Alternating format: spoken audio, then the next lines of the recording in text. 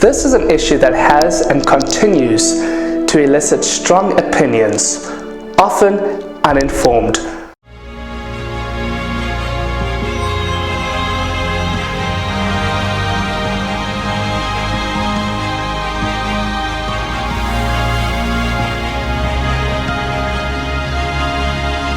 So many Catholics, including faithful Catholics, seem to be questioning priestly celibacy today.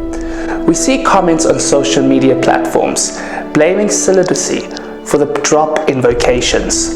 The post-sexual revolutionary age has brought with it an opinion that sees celibacy as an unhealthy repression of sexuality. It is viewed as one of the main reasons of clergy abuse today.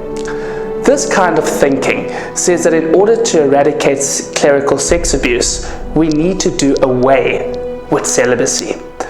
It is a solution that, in the words of one literary critic, is, and I quote, neat, plausible, and wrong, end quote. Interestingly, celibacy is not the problem. Clerical sexual abuse is a violation of sacred promises for which the Lord guarantees His help to live faithfully.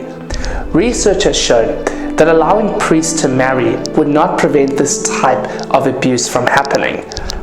Celibacy not lived how celibacy should be lived is the problem, a result of priests not living chastely.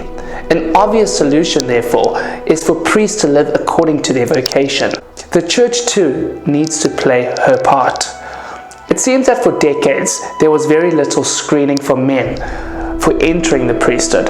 Academic ability and a recommendation for a priest or a religious would often suffice. Moral character, spiritual maturity, and psychological fitness were overlooked.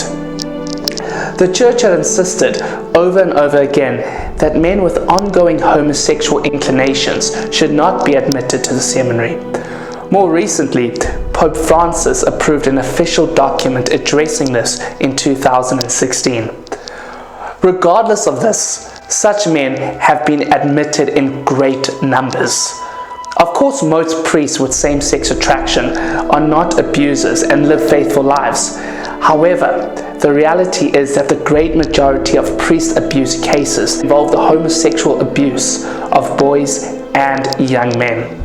However controversial this teaching may be, the Church's position on homosexual priests has become crystal clear in hindsight. Blatant disregard for this teaching has resulted in devastating consequences for thousands of young men over several decades. Celibacy itself is a precious and irreplaceable gift to the Church.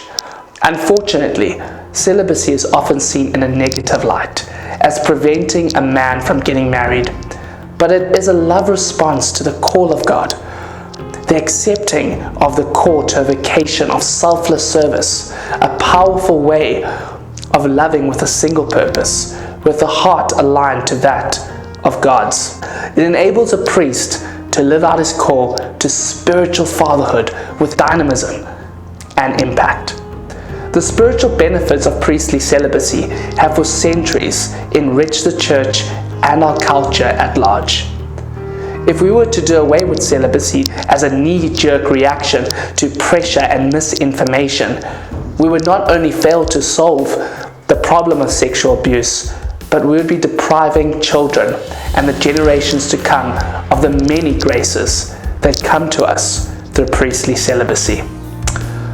Let us pray for our priests and call them to embrace, through a selfless acceptance of the gift of celibacy, the blessings of priestly fatherhood that we need today more than ever. And remember, fight the good fight and keep the faith.